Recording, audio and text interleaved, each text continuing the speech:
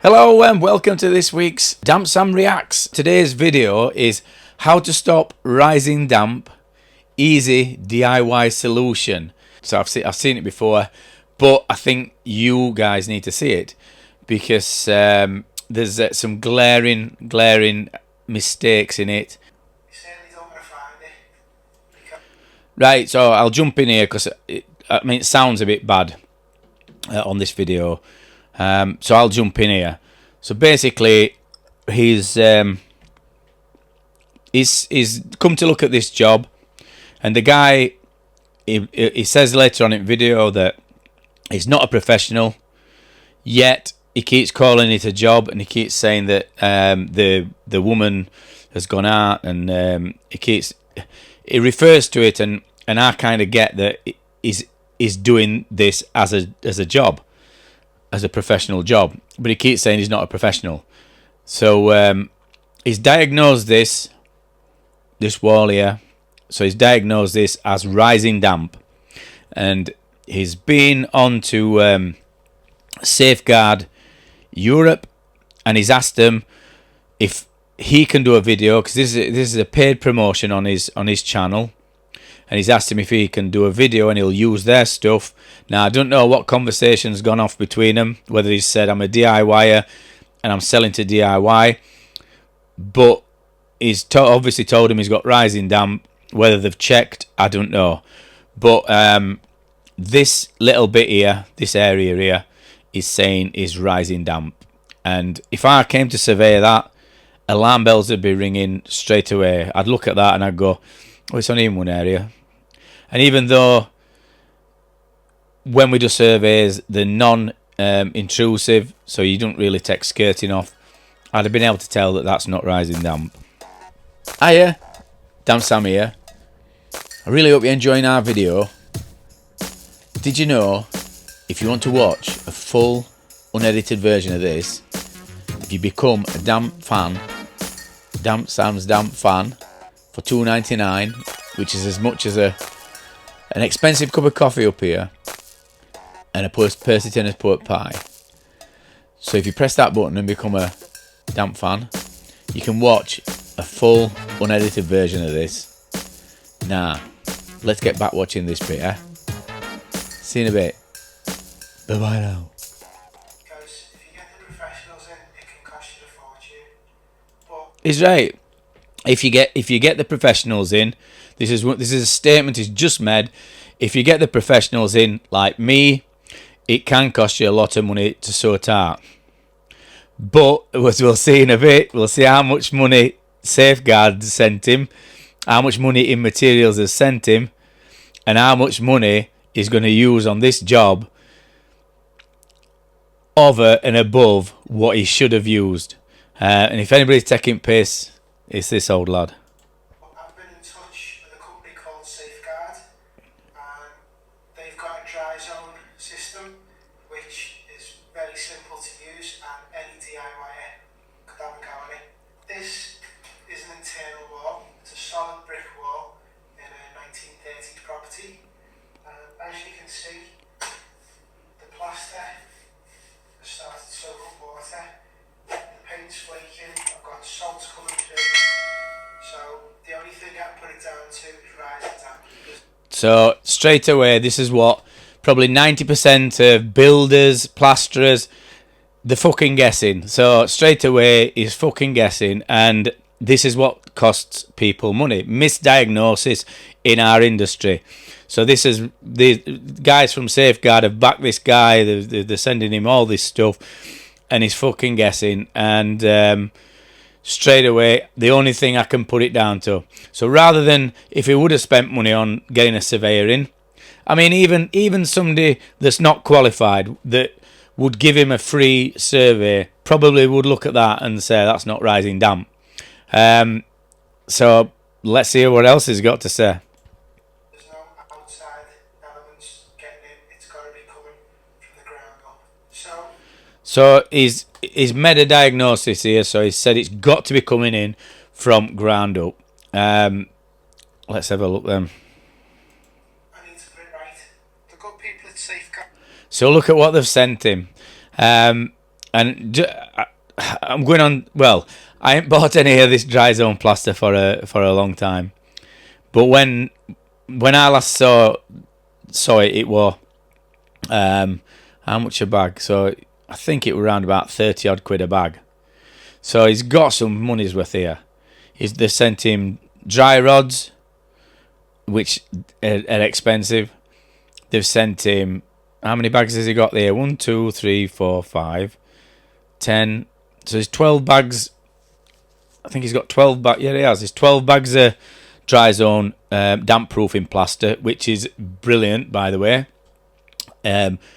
For rising damp, when you're replastering, it's absolutely fantastic. I use that on if we've got farmhouses and they've got solid walls. It's great stuff, brilliant. And I've done a video on it before, so yeah, definitely worth having. But then they've sent him dry bases SBR, so that's Safeguards only this year. That's Safeguards Homemaker SBR. They've sent him dry base liquid DPM, which I use a lot. Another brilliant product. They've sent him a Cora. They've even sent him a fucking drill bit. I don't even get a free drill bit. In the description below. With us living in the property while I'm doing the work, I'm going to sort of build it. So there you go. He says the woman's left me in the property while I'm doing the work, and he just keeps banging on about saying he's not a professional. Later on, you'll see what I'm on about. So to me, this. I mean, I think this is his house, but he said this is woman's left him in his property. So there's two things here. So if woman's left him in his property, this is a customer. I think it's a customer. The woman's left him in the property. So if it is a customer, he's obviously gone and priced this job up and said you've got rising damp. So basically, he's gone and misdiagnosed it and said I can fix it for you. So this is what I'm kind of getting at. So it's easy for me to say misdiagnosis, and he's said, you know, you've got rising damp. So he must be charging her some money. He's not said he's charging her some money, but he said the woman's left me on her own. So I'd love to know a bit more about this, because all the way through this just smacks like it's his job that he's doing. His job what he's quoted for. A tent around it to try and contain the dust as much as possible.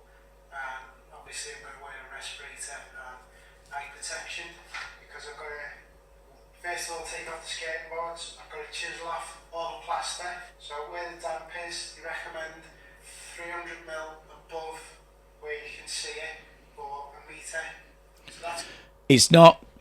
He's saying 300mm above where you can see it. That's not entirely right. It's 300mm above the last detected signs of dampness. So we know we can see that, but if you put the meter on the wall a bit further up, it might still be wet. A bit further up, and it needs to be where it's below 20% wood moisture equivalent, not content, equivalent. So so he'd need his meter for that, wouldn't he? But obviously down here to his left, dry as a bone. No, don't need note. Obviously they're a bit wetter, and I'll point out why later on. Respirator is a must. This one by Trend, it's brilliant, and of course safety glasses. So that's the top of the damp. So 300mm above that. Just strike a rough line along the wall, and away I go with the SDS, hacking off the plaster. So one thing that you'll notice here, and I'm just going to show it now. So now he's got the skirting off. One thing you've noticed, if you look down this area to the right of his drill, you'll notice that it's a sand and cement render. And if you look at this area here, where it's damp, you'll notice that it's Carlite bonding. And what have we said about Carlite bonding before? Gypsum-based backing plasters will react with any salts in the wall, and they'll show up as damp patches. And yes, ladies and gentlemen, this is what the problem is. So here is Carlite bonding.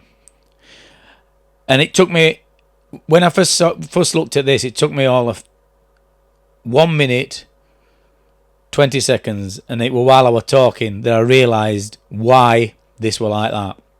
And what's happened is, it's an old house, like I said, and if you look up here, you've got a plug socket, and this plug socket is at a height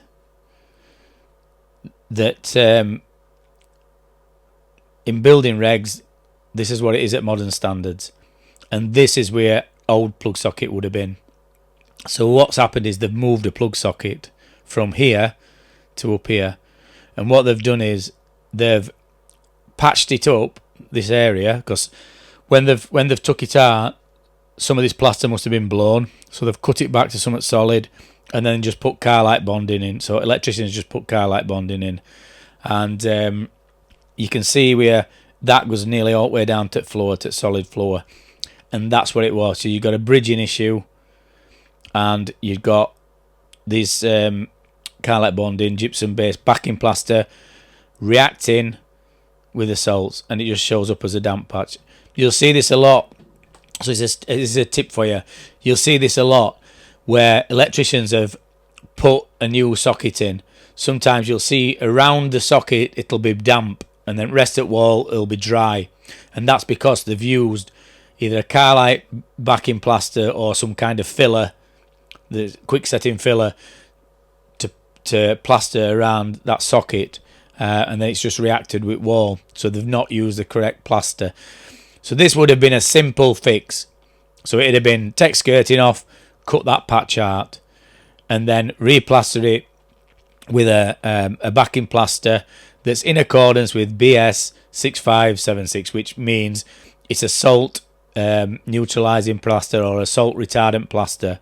And you could have cut that out in a square, and then you could have used Safeguard's dry grip to stick a board on once you'd put a salt neutralizer on it, and then skimmed it, and it'd have cost, it'd have took probably a couple of hours,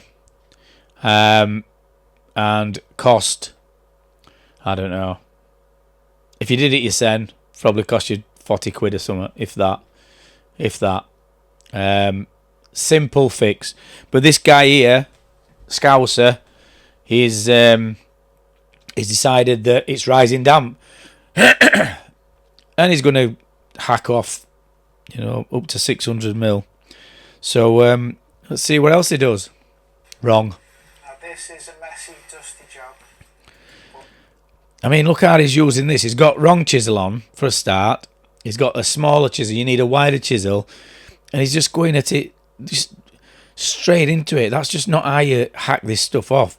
And you can see that somebody's already rendered this with a waterproof plaster, because you can see where the these lines are.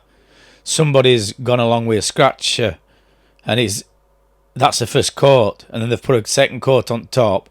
It does look a bit dusty, but reason why it's so dusty is because it's dry. It's dry as a nun's cunt, as I'd always say. So yeah, totally not needed, and supported by Mr. and Mrs. Safeguard. Plaster did fall off quite easy. Yeah, it's dry. So we can see here now where the bonding plaster was. It's left like a bit of a stain, and all they've done is here, where this bit of rough brick is, you can see where that was chiselled out for the back box. They've took the back box and socket out, took wire out, and then they've just put a new wire in here and put that a bit higher. But that I'm tipping that's been done when they did rest of that wall, because they haven't patched this in bonding, and that socket must have been less than. At some point they've gone, oh, let's take this socket out, because it probably was just cut off and they probably still had front on. and then they said, oh, it's dead that, so let's take it out for when we paint wall. Clears the holes great. So here's the rods out the packet. They are a bit wet, so suitable gloves are recommended. And one of the other things I'm going to say, this type of property, this looks like, I think he said at the beginning, 1920s, 1930s property, that would have had a DPC already incorporated, a physical DPC. And what they've done is they've bridged it. So these parquet floors were put on top of the concrete slab. And what they used to do is they'd put a bitumen screed down and then they'd sit these in the bitumen, which made it a DPM, a damp-proof membrane. So no damp comes up through that. But sometimes when they did that, it used to bridge the physical damp course that were in the wall. And that's what probably happened when they've put that bonding all the way down to floor. Measure them to length and then use the cutter, a bit like a cigar cutter. Just simply cut them to length. Really easy. It is really easy. They're really easy to use. And they are good for DIY people, but only if you know what type of damp that you're dealing with.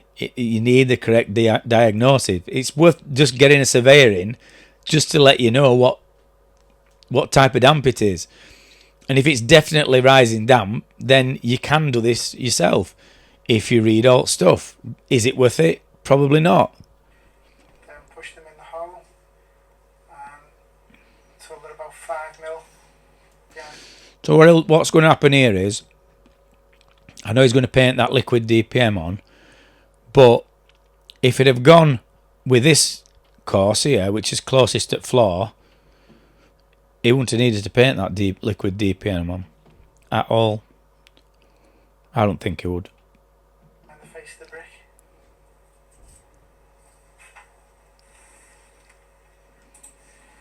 So now I'm taking up the parquet flooring blocks. This is the worst bit for me, is taking this parquet floor up to paint liquid DPM onto a bitumen DPM, basically. So there's just no need for it at all. No need for it at all. It's just created another job.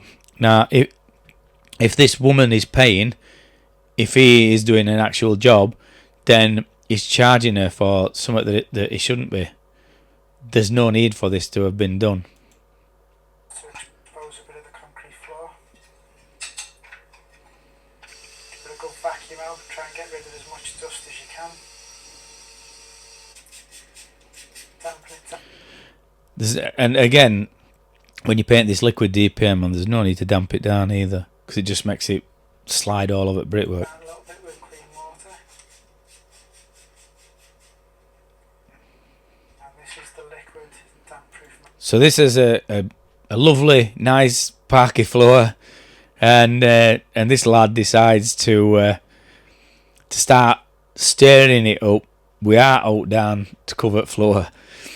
We aren't even putting a drop mat on or a bit of plastic. It's covered all plastic round. All to do is sit it on some plastic or even some material. But he is stirring it up, and there's going to be splashes goes on. I think he realises after a bit. It is a bit watery, but give it a good stir. So here we go. So he's got some splashes that's already gone onto his floor, and when you look a bit later, it's gone.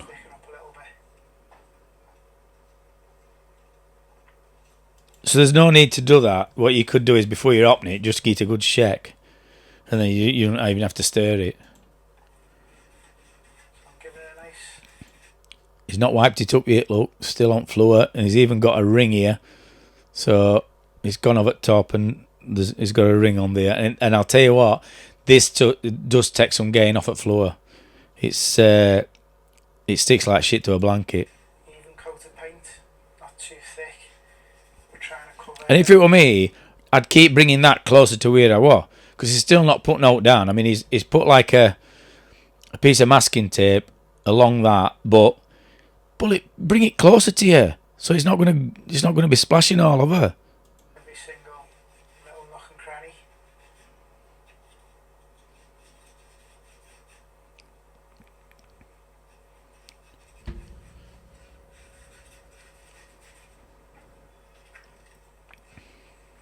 And what he's got this mixed up with, he's got this mixed up with like a waterproofing slurry, like what your people call a tanking slurry. He's got it totally mixed up with that, and it's not. It's a liquid DPM, and it's vapor permeable. So water vapor as a gas will go through it, and you can put it on a floor that's not got a DPM underneath it. So if you've got a concrete slab, you can put it on top, and you'll not get any dampness coming through that slab. It'll allow water vapor to come through, but you'll not get any, any free water or running water or pooling water or like that.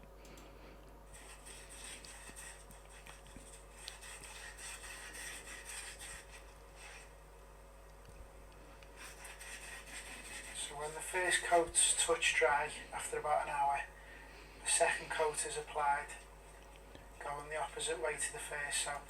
Because it's not a waterproofing slurry. If it were a waterproofing slurry, you'd do that, and only reason you do it with waterproofing slurry, and I've said on here before, is so that you know which way you've gone. So you've got lines going horizontally, and then you start going vertically. This is not that, so you don't need to. You just need to get it on. It's just well over the top for what it is. Like I say, one little damp patch, and he's doing all this, courtesy of Safeguard, who sent him all gear. They'll be turning in the graves. At right angles to the first coat, just to try and fill any voids that you might have missed, but not more than 24 hours after the first coat is applied. This is the SBR bond to prime the brickwork to bond. This is a good idea, putting it in a milk bottle and shaking it up. I like this idea. Although, it does water down if you just put it in a bucket. It really does get a good shaking, but it will mix with water if you just put it in a bucket and then just put rate ratios in. It's not it's not rocket science. To the plaster. It was quite water. So this is the woman who's the customer, and he's using this in a fucking sink instead of going outside onto some grass or over a somewhere what's not going to stain. He's doing it over the woman's nice, lovely Belfast sink. Fucking hell. Through this, but it said look, you see it all in bottom there, all that white. Fucking hell. This is the type of guy that probably, when he's plastering, he'll tip his fucking water bucket down toilet or down there, and be standing. I've seen them before, and they'll stamp bucket in there with all shit and rings in there, scratching all surface. Absolute disgusting. SBR to 2 parts water, so that's what I did. Just followed the instructions. And this what makes me think it's his own house, because surely he just wouldn't do it in a customer's house. Nobody I know would do that unless they're just starting. And if anybody's been working with a clean, responsible plasterer, damp proofer technician, and they've gone to the sink to pour all stuff down or mixing it sink, if they're from where I'm from, you'll go fucking nuts. You go nuts with them, absolutely nuts. And trust me, they wouldn't do it a fucking again. They'll make a mess.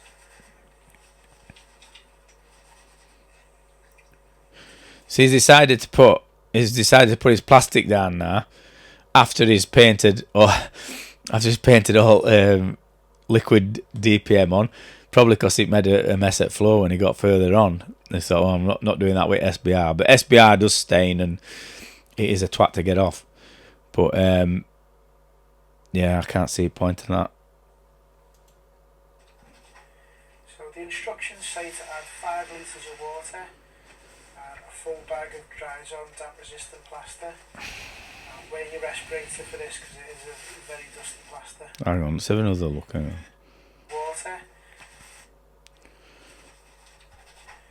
So the instructions say to add 5 litres of water and a full... Yeah, so he's mixing up here and he's not got his respirator on, because I thought so when I just saw his face then, no mask on. So he's forgot to put that on. But responsibly, he has told you, make sure you put your respirator on. So it's down to you, but he's not got his on when he's mixing up. Full bag of dry zone damp resistant plaster. Now wear your respirator for this because it is a very dusty plaster. And slowly mix it up with an electric mixer. Now I found with the 5 litres Still not got his mask on. It was a bit sloppy. Fucking lot sloppy. I've never done undercoat plastering before, I'll admit that, but this was very runny. So the next time I mixed it up, I used a bit less water, and I found that helped a lot. It was a stiffer mix, which grabbed the wall better. I recommend between 5 to 10 millimetres thick. The first coat is a scratch coat, so it needs scratching up. I didn't have What the fucking hell's he using to scratch it up with? Oh, fuck me. And this is probably just my OCD, but I neatened up the bottom. Look, so this is a tip for all you plasterers out there who's just starting out. One, don't use plastic when you're using a backing and water and things like that. Don't put plastic down on floor, because what he's done is just studying it and studying it and studying it. It's all on here, and he's walking it into this lovely parquet floor. He's walking it, grinding it in, and grinding it in and grinding it in. So this is going to take some right fucking cleaning. You just won't do it. They've got some better sheets what you can put down, stick them down. That even a twill sheet like what decorators have. You're not going to have that. Even if you're walking in it, you can wipe your foot on a bit further out, but you're not going to have it all ground in here. And he keeps saying that he's not a professional, but to me it sounds like he's charging for this job. I might be wrong. I suspect it's his own house and he's just lying, so that it's a woman's house. But again, I might be wrong again. So I hope he gets in contact with me and just puts me right. Lets me know. Did this woman pay him to do this job? Did he charge her out? Is it his wife? Is it his house? Is it his auntie? Is it his mum's? Come on, mate. Bit of transparency. Let's know. Stick it in comments. So the plaster didn't have a flick out of the bottom. It's easy when you fit the skirting boards. And of course, always clean your tools. Look, I can state of this. State at floor around here. Always clean your tools, yeah. What about keeping workplace clean, mate? Just shake my head. You just know that's going down fucking sink and toilet, don't you? Where he's been performing. As well. So after about 3 hours, it was time to do the second coat. Yeah, fucking 3 hours. 3 hours for that to pull in that first coat. That is ridiculous. Absolutely ridiculous. And like I said, Safeguard, they do a express damp proofing system. You'd be on your way. What, you'd be in cafe now if you did an area that big. You'd be in cafe now. You go back skim it tomorrow, or you could even skim it in the afternoon. Just looking at shit on floor here, like, disgusting. And I used a little bit less than 5 litres of water here for the stiffer mix, because this coat. So I'm just going to tell you now. A bag of this does a 1 metre. So that first, he put it on really thin. So he's probably got to halfway with that first bag, because he's not gone down to floor weight. So he's got to about halfway with first bag. It had probably took 2 bags to do that, and then this second coat, maybe a bag and a half or another bag. So 4 bags altogether. So they gave him 12. He's 8 bags. He's 8 bags left over. Will he be using it? They'll be going it fucking skip, because he's probably have a nightmare of it. Is between 10 and 15 millimetres. So it made it a bit thicker, a bit stiffer, so it wouldn't fall off the wall when it was this thick. See, he's starting at bottom, and he's going from left to right, where he should be going from right to left. He's already done so I'm spreading right to left. So it's a bit proud of the wall. He's got fed up. He's just thought, fuck it, let me just get it on. I'm fed up. Wish I'd never started this video lying me fucking bollocks off. I've lied to fucking Safeguard. I've lied to woman. 6 foot straight edge. I'm just gonna ruin my fucking level. Fucking hell. Using plaster at the top of the wall. So he's put To get this undercoat plaster. 4 bags on. He's taking fucking 2 of the cunts off. Now I'm gonna reskim the whole wall. So I want this. See, what you should be doing is you always go with your skirting line first. So rather than go that way like he is doing vertically, he needs to go horizontally, get his skirting line straight first, because he's pressing on that wall above, and he's assuming that the wall above is level and plumb and skirting lines right. So majority of walls in old houses are not bang on straight. So straighten your skirting line up first and then go across other way. This flush to the other plaster. So if you're just going to skim the bottom bit. I mean, by the way, look at state at floor now. He's got a bit of plastic on here. All that shit's dropped on there, which is a bit of saving grace, but he's fucking paddling in it. He's wading in it, and then he's standing and grinding it into this parquet floor. Fucking hell. You'd want it just a little bit behind the original plaster. You don't have to. Go level with it and then just blend it in.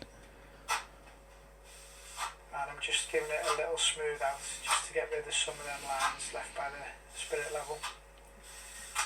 If it had gone other way, wouldn't have had to. After leaving the damp resistant plaster to dry for 24 hours, it's time to do the whole wall. So what it don't look as if he's done. He hasn't rubbed it up, so he's not used a what's called a deviling float. So it's a float, emery float with some screws in, just to provide a key. But it looks like he's using this SPR, and you don't really need it. So you'd have rubbed it up, got all lines out, but it looks like he's done it with his float, with his trowel. I've screw taped any cracks on the joint between the old and new plaster. A little bit of the SPR bond to bond the old plaster to the new. And I'm just using a very, very thin skin of multi-finish plaster. So the thickness of this is maybe 1 to 2 mil, no more than. By the way, I'm just looking again. I can't stop looking at it. He's not even fucking took this plastic up and got and get it clean. You see all shit, all dry zone plaster. It's all there, all still in great cow pats all across floor.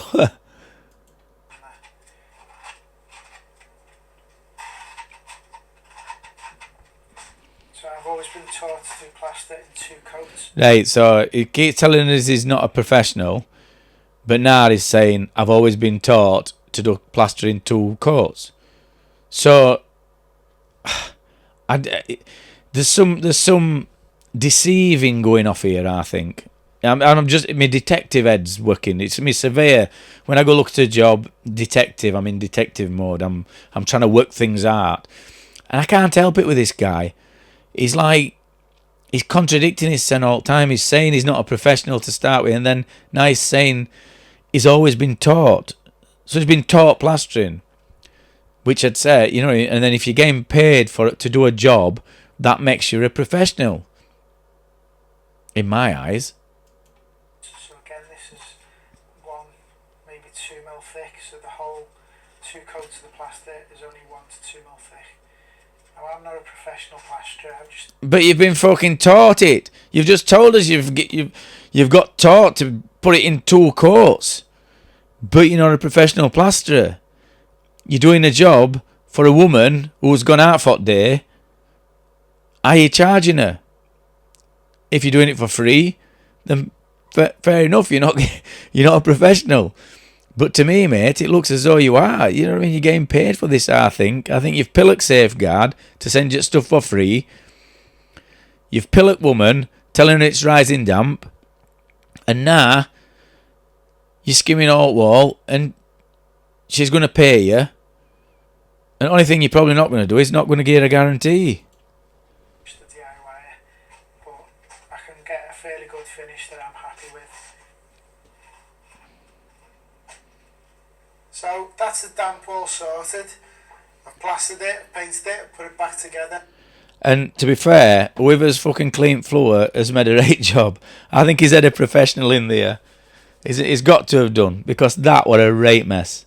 It was a right mess.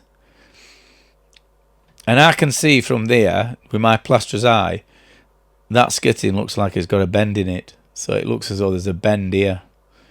It bends to there. And that's because he only used thingy one way. Just got to finish off the skirting board and do something with the floor now. So he's put skirting board on. You can see these black bits here. That's gaps where he only plastered down to there. So that needs filling. If he'd have plastered down halfway, that'd have sat a lot better on plaster. So the product seems great. And it was very DIY friendly. I reckon anyone could do that themselves, apart from maybe the plastering. Now, if you're going to do it yourself, you might want to hire in a plasterer. That's one thing we both agree on. Well, that DIYers probably could do it, but always get a professional in. But it'll still end up cheaper than getting someone in to do the whole... I'm not having that. I don't think it will. I bet that's took him a week to do that. It's definitely took him a week to fucking clean that floor. Process for you. So, great product. Thanks to Dry Zone for sending it to me. It's fucking Safeguard, mate, not Dry Zone. He can't even get the fucking name right, can he? Huh? Can't even get the name right. They sent him 600 and odd pounds worth of free materials, and he can't even fucking call them Safeguard Europe. It's fucking Dry Zone. And I can highly recommend it. So thanks for watching. If you enjoyed the video, please hit the like button. And if you haven't already, please subscribe to the channel. And I'll see you next time. So, like I said before, I have watched it before, and my reaction video were probably just as good. But what I'd not left my recorder on. So this is one of the things that that's like a bane in my life. Always get a professional in. Get a professional in to do it. They fetch these dry rods, damp check rods, whatever you want to call them. They're a brilliant product. People ask me, how do they differ from the creams?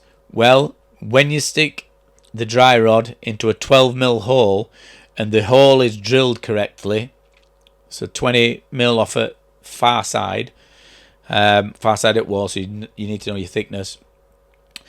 You know that you've got exactly the right amount of product in that wall. And people ask me, how long will dry rods last?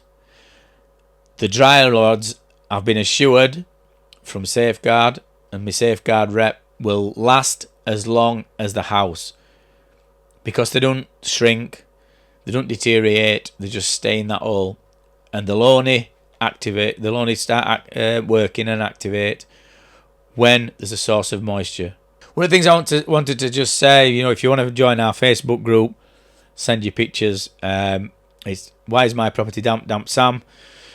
Join up, put your pictures on, and you'll be pointed in the right direction. Have a look for us ebook on condensation, most definitive book on condensation. Have a look at links. And if you live in Barnsley area and you want me to do any surveying for you, if you want me to do any diagnosis, if you want us to do any work, get in touch and we'll tell you those prices. And in first instance, we always have a look at your damp issues, and we can point you in the right direction. Again, we'll tell you whether we need to come out, whether we need to whether we can get a price based on your videos and your pictures that you sent us in your description. So contact us in first instance. We're qualified and we're PCA members. So again, and as if you want, pre-purchase damp and timber surveys or condensation and damp surveys, we do a lot of them as well, and reports. So we'll tell you exactly what's wrong with your property, and we'll give you a system of repair. And whether you use us, it's up to you. So I hope you've enjoyed this reaction video. I'm Dampsam, and we'll see you on the next one. Bye bye now.